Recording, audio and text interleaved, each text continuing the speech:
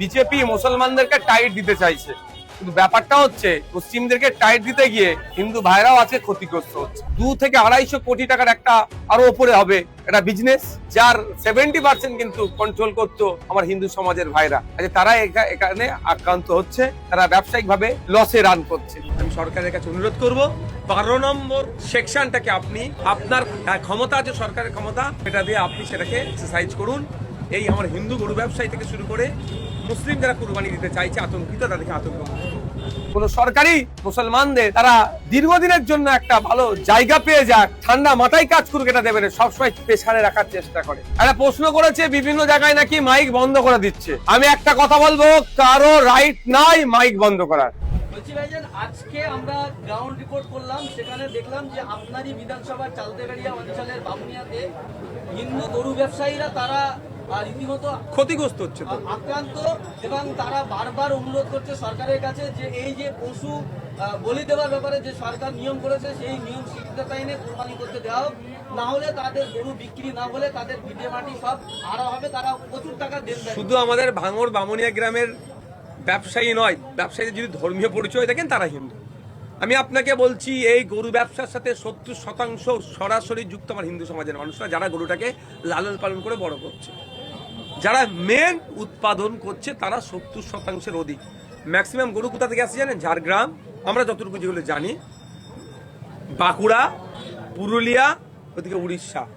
যদি জনসংখ্যার অনুপাত দেখেন ওখানে, মুসলিম ওখানে পার্সেন্টেজ কত, কোনো জায়গায় 5, 7, 10 এইরকম। কারা উৎপাদন করছে? আমার হিন্দু সমাজের মানুষেরা, তারা আছে ক্ষতিগ্রস্ত হচ্ছে। এই যে একটা ইন্ডাস্ট্রি, এই ইন্ডাস্ট্রির হেভি ক্ষতিগ্রস্ত হবে আমার হিন্দু সমাজের মানুষেরা। তারা আজকে আতঙ্কিত। লোন নিয়ে তারা গরু নিয়ে এসেছিল বাঁকুড়া থেকে, লোন নিয়ে আপনার গরুর খাবার টাবার জোগাড় করেছিল, আজকে যাবে কোথায়? আর একটা কথা বলছি, বিশ্বভারতীতে একটা গবেষণা হয়েছিল, পশ্চিমবাংলায় সব যে গরুগুলো আছে, এই গরু এর ঘাস বা খাওয়ার জায়গা যত গরু আছে তার পরিমাণে কম। বুঝতে পারছেন আমি কি বলছি? তাহলে এই এত যদি গরু থাকে, তাহলে গরু না খেতে পেয়ে ক্ষতিগ্রস্ত হবে। এই অনেকটা বিষয় আছে। তো এখন সরকারের কে আমি অনুরোধ আমিও করব, যে যে অ্যাক্ট আছে 1950 সালের, সেখানে 12 নম্বর পয়েন্টে বলা আছে সরকারের একটা রাইট দেওয়া আছে, রিলিজিয়াস পারপাসে সরকার চাইলে ছাড় দিতে পারে। আমি সরকারের কাছে অনুরোধ করব, একদিকে যেমন হিন্দু ভাইরা ক্ষতিগ্রস্ত হচ্ছে, অপরদিকে মুসলমান ভাইদের যদি গরু কুরবানি না দেয়, তার পরিবর্তে অল্টারনেটিভ ব্যবস্থা আছে, যে পারবে না এরকম ব্যাপার নয়, তারপরেও যারা কিনে ফেলেছে বা যারা এখন কি করবে এই দ্বিধাগ্রস্তের মধ্যে আছে, তাদের কথা মাথায় রেখে 12 নম্বর সেকশনটাকে আপনি আপনার ক্ষমতা আছে, সরকারের ক্ষমতা, সেটা দিয়ে আপনি সেটাকে এক্সারসাইজ করুন। এই আমার হিন্দু গরু ব্যবসায়ী থেকে শুরু করে মুসলিম যারা কুরবানি দিতে চাইছে আতঙ্কিত, তাদেরকে আতঙ্ক। এই বিষয়টাকে নিয়ে বিধানসভায় কি উত্থাপন করবেন? ভাই, বিধানসভায় পরে হবে 18ই জুন, অবশ্যই তখন চর্চা হবে, তার মধ্যে কুরবানি হয়ে যাবে।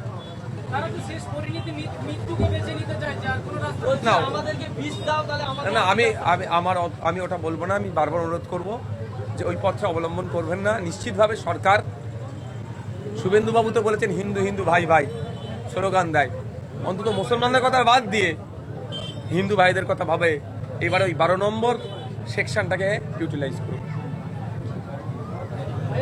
আরেকটা বিষয়, আজকে পাঁচ সার্কাসে দেখা গেল যে কিছু মানুষজন তারা আন্দোলন করছিলেন, তাদের দাবি ছিল যে যেভাবে সরকার বুলডোজার চালাচ্ছে বিভিন্ন জায়গায়, এই পশু কুরবানিতে যে কঠিন আইন নিয়ে এসছে, এই সমস্ত বিষয় নিয়ে তারা আন্দোলন করছিলেন, সেখানে পুলিশ মহিলাদের উপরে লাঠিচার্জ করেছে। দেখুন, প্রোটেস্ট আওয়ার ডেমোক্রেটিক রাইট, আমি প্রোটেস্ট করবই। গণতন্ত্রের পরিসরে আমি আর এই রাইট আছে। নির্বিচারে শান্তিপূর্ণ প্রতিবাদ মিছিলে যে আক্রমণ হয়েছে, পুলিশি আক্রমণ, ধিক্কার নিন্দা জানাচ্ছি। তবে যেগুলো চালানোর চেষ্টা হচ্ছে, প্রশাসনকে কিন্তু জবাব দিতে হবে। পাক সার্কাস শুধু তাই নয়, তপসিয়াতে অবৈধ পন্থা অবলম্বন করে বুল্ডোজার চলেছিল, আইনি ধাক্কা খেয়েছে। পাক সার্কাসে যেটা হয়েছে, আইনি ধাক্কা আগামী দিনে খাবে। এই যে একটা সম্প্রদায়কে রীতিমতো টার্গেট করা হচ্ছে নতুন সরকার আসার পরে বিভিন্ন জায়গায়, যেখানে একেবারে মুসলিম নাম শুনলেই বা মুসলিমদের দেখলেই একটা তীর্যক ভাবে কাজ করছে প্রশাসন, এরকম অভিযোগ উঠছে। যে প্রশাসন তার গাইডলাইনের বাইরে কাজ করছে, সেই প্রশাসনের বিরুদ্ধে তার ঊর্ধ্বতন যে কর্তৃপক্ষ আছে তাকে অভিযোগ করা হোক। অভিযোগের করে কপিটা আমাদের কাছে প্রয়োজনে পাঠাতে পারবেন। সেটা প্রশাসন যদি তার বিরুদ্ধে ডিপার্টমেন্টাল কোয়ারিজ না শুরু করে, আমরা সেখানে তার বিরুদ্ধে আইনত ব্যবস্থা নেব। আমরা ভুলে যাচ্ছি না আবু সিদ্দিক হালদার প্রশাসনের মধ্যে থেকে তাকে পিটিয়ে মেরে যে পুলিশ অফিসার, তৃণমূলের আমলে কিন্তু তার বিচার হয়নি। আমরা আইনি লড়াই করছি। গতকাল দেখলাম ভাঙড় বিধানসভার বামুনিয়া গ্রামে এক কাঁঠাল মালিক স্ট্রোক করে মারা গেলেন, গরু বিক্রি হয় না বলে। বিষয়ে কি বলবেন? শুভেন্দু অধিকারী মহাশয় বিজেপি মুসলমানদেরকে টাইট দিতে চাইছে, কিন্তু ব্যাপারটা হচ্ছে মুসলিমদেরকে টাইট দিতে গিয়ে হিন্দু ভাইরাও আছে ক্ষতিগ্রস্ত হচ্ছে। আমরা যতটুকু জানি, যে গরুগুলো আসে জবা করার জন্য, বলির জন্য, কুরবানির জন্য, বেশি অংশ আছে উড়িষ্যা, বাঁকুড়া, ঝাড়গ্রাম এদিক থেকে। সেই কারা লালন পালন করে, কারা বড় করে, দেখলে দেখা যাবে 80% আমার নন মুসলিম ভাইরা পড়ি। তারা বছরে এই দিনটার অপেক্ষায় থাকে, কুরবানির উৎসবের অপেক্ষায় থাকে, বছর বছর ধরে গরু লালন পালন করে বিক্রি করে যে উপার্জন হয়, এই ধরনের খবর পাওয়া যাচ্ছে। মেয়ের বিবাহ থেকে শুরু করে আনুষঙ্গিক এই টাকাটাকে কাজে লাগায়। বিজেপি সরকার যেভাবে দমন পীড়ন করছে প্রশাসনকে কাজে লাগিয়ে, এতে ক্ষতিগ্রস্ত সেটা শুধু মুসলমানরা হচ্ছে না, মুসলমানদের অল্টারনেটিভ আছে। খাসি, ছাগল তারা কুরবানি করলে, তাদের কুরবানি জবা করলে কুরবানিটা তাদের হয়ে যাবে। কিন্তু যারা গরুগুলোকে লালন পালন করে বড় করলো, খাওয়ালো, একটা গরুর পিছনে 20,000 30,000 টাকা ইনভেস্ট করলো, যেটা 1 লাখ টাকায় বিক্রি করবে, তারা আজকে কোথায় যাবে? এই চিন্তায় চিন্তিত হয়ে ভাঙড় বিধানসভায় বামুনিয়া গ্রামে আপনি যেটা বলছেন হার্ট অ্যাটাকও করেছে, তা নাকি বেশ কত টাকা লোনও আছে, অনেকেই ধরনের আছে। তারা এখন কোথায় যাবে? এখন দেখার বিষয় যে 1950 সালে যে আইন আছে, সেই আইনের 12 নম্বর ধারাটাকে উল্লেখ করে রাজ্য সরকার ছাড় দেয় কি দেয় না, সেই মর্মে আমি দ্বারস্থ হচ্ছি তাদের কাছে হব। আমি আশা করব সেটা ছাড় দেবে। মানুষের রুজি রুটি এখানে যুক্ত আছে।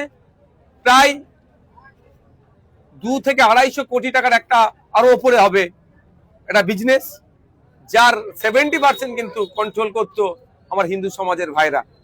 আজ তারা এখানে আক্রান্ত হচ্ছে, তারা ব্যবসায়িকভাবে লসে রান করছে। ভাইজান, এই বিষয়ে আপনাকে নিয়ে যারা বিরোধী করে তারা বলছে বিধানসভায় আওয়াজ তুলছে না কেন? এদের জন্য কি বলবেন? ধরুন, বিধানসভা রীতিনীতি কিছু আছে। যেদিন বিধানসভায় এগ্রিকালচার নিয়ে আলোচনার টাইম দেওয়া থাকবে, সেদিন নিশ্চিতভাবে লেদার কমপ্লেক্সের শ্রমিকদের নিয়ে আলোচনা করা যায় না, সেদিন এগ্রিকালচারে আলোচনা করতে হবে। যেদিনকে স্কুল এডুকেশন বা হায়ার এডুকেশনের উপর আলোচনার ডেট থাকবে, সেদিনকে আমি মৎস্য চাষীদের নিয়ে আলোচনা করা যায় না। বিধানসভা শুরু হলো কবে? একদিন হলো শপথ, দ্বিতীয় দিন হলো স্পিকার নির্বাচনের ধন্যবাদ জ্ঞাপন। তাও স্পিকার নির্বাচনে ধন্যবাদ জ্ঞাপনে ধর্মের স্থান আক্রান্ত হচ্ছে, সে কথা বলেছি। আগের মাস, সামনে মাসের সম্ভবত 18 তারিখ থেকে শুরু হবে বিধানসভা, তখন আমার পারফরমেন্স দেখতে পাবেন। আর সব থেকে বড় কথা হচ্ছে লাইভ চলবে। আমার তো বিশাল সুবিধা হয়েছে, কার কতটা অসুবিধা হলো জানি না, আমার বিশাল সুবিধা হলো। আমি বিধানসভার মধ্যে গিয়ে কি বলি ভাঙড়ের মানুষের কথা, রাজ্যের মানুষের কথা, আর তাহলে এটা ডাইরেক্ট ভাঙড়ের মানুষ দেখবে, রাজ্যের মানুষ দেখবে। যারা সমালোচক আমাকে সমালোচনা করছে, তাদের সমালোচনা করে যদি সংসার চলে, একটু বেশি করে সমালোচনা করুক।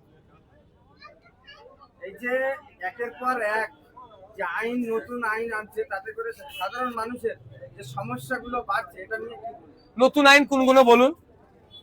আমি একটু ভাই স্পষ্টবাদী, মুখ কাটা ছেলে, ভুলকে ভুল, ভুলকে ভুল, ঠিককে ঠিক বলবো। বলুন কোনটা নতুন আইন আছে? 14 বছরের নিচে গরু কুরবানি দেওয়া যাবে না। এটা কবেকারের আইন জানেন? তাহলে 1950 সালের আইন আছে, দেখুন।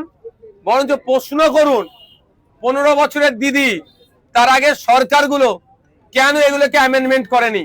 এই আইনের অ্যামেন্ডমেন্ট করা যেত, ইচ্ছা করে করেনি। মুসলমানদেরকে শুধু ঝুলিয়ে রেখেছে, কাগজে কলমে মুসলমানদেরকে সঠিক এরা হতে দেয়নি। হ্যাঁ, ডিস্টার্ব করেনি, আটকায়নি, ঠিক কথা, কিন্তু আইনটা 1950 সালের আইন। 2018 সালে এরপর একটা মামলা হয়েছিল। তো প্রশ্ন এখানে করুন যে 15 বছর তোমরা সরকার চালালে এই আইনের সংশোধন করলে না কেন? বিজেপি সেই আইনটাকে একটু কঠোরভাবে পালন করানো বলছে। ব্যাপারটা হচ্ছে কি জানেন, সব পাখি মাছ খাই, মাছরাঙার দোষ হয়। কোন সরকারি মুসলমানদের তারা দীর্ঘদিনের জন্য একটা ভালো জায়গা পেয়ে যাক, ঠান্ডা মাথায় কাজ করুক, এটা দেবে না, সবসময় পেছারে রাখার চেষ্টা করে। আর বলুন নতুন আইন কোনটা বলুন, জানতে হবে সমাজকে। আইনটা 1950-এর, কেন এতদিন অ্যামেন্ডমেন্ট করা হলো না? যারা সরকারে আছে তাদেরকে ছিল, তাদেরকে আগে প্রশ্ন করুন। বলুন। যাদের নাম বাদ গিয়েছে আগামী দিনে কি তাদের জন্য আন্দোলন হবে? আগামী 20 তারিখ বেলা 2:30 থেকে শিয়ালদা স্টেশনে জমায়েতের কথা বলছি। আসুন আপনারা, যাদের নাম বাদ গিয়েছে বা যারা শুভবুদ্ধি সম্পন্ন মানুষ, নির্বাচন কমিশনের অফিস, সি অফিস পর্যন্ত যাব, হবে তো আন্দোলন। এবং মাঠে ময়দানে আন্দোলন হবে গণতান্ত্রিক প্রক্রিয়ায়, কোর্টের আন্দোলন হবে আইনি লড়াই। একটা প্রশ্ন করেছে বিভিন্ন জায়গায় নাকি মাইক বন্ধ করে দিচ্ছে। আমি একটা কথা বলবো, কারো রাইট নাই মাইক বন্ধ করার। সাউন্ড পলিউশন, শব্দ দূষণের মাত্রা বিভিন্ন জায়গাতে, কমার্শিয়াল এরিয়া আছে, ইন্ডাস্ট্রিয়াল এরিয়া আছে, সাইলেন্স জোন আছে, 4টে জোনে ভাগ করা আছে। কলকাতা হাইকোর্টের 65 ডেসিমেলের নিচে বাজানোর কথা বলা আছে। সুতরাং কোন জায়গায় কেউ যদি গিয়ে বলে মাইক বন্ধ করো ধর্মস্থানের, সে ভুল কথা বলছে, তাকে সঙ্গে সঙ্গে বলুন কোন আইনের পরিপ্রেক্ষিতে বলছে। হ্যাঁ, যদি বলে 65 ডেসিমেলের নিচে রাখো, ঠিক কথা তিনি বলছেন। সুতরাং আর একটা কথায় অহেতুক আতঙ্কিত হয়ে আমার ফোনে প্রচুর ফোন এসছে, অমুক গ্রামের নাকি মাইক নামিয়ে দিয়েছে, তমুক পাড়ার নামিয়ে দিয়েছে। আমি অনুরোধ করছি, এইটা আতঙ্ক ছড়ানো হচ্ছে। আপনি নিজে গিয়ে দেখুন তো সেই পাড়ায় মাইক নামিয়েছে কি না বাইনে, ওই গ্রামে আপনি জানতো। কার কথা শুনে আপনি ফোন করছেন আমাকে, কাউকে ফোন করতে আতঙ্কিত হবেন কেন? শুনেন, দেশ চলবে, রাজ্য চলবে কারো কথাই নয়, সংবিধানের কথায়, আইনের কথায়। আইন সেখানে বলা হচ্ছে কি 65 ডেসিমেলের নিচে। 65 ডেসিমেলের উপরে উঠলে সাউন্ড দূষণ হবে। আমরা সাউন্ড দূষণের পক্ষপাতী নয়। আর মসজিদের মাইকের আজান আমি যদি বলেন 65 এর নিচে থাকে।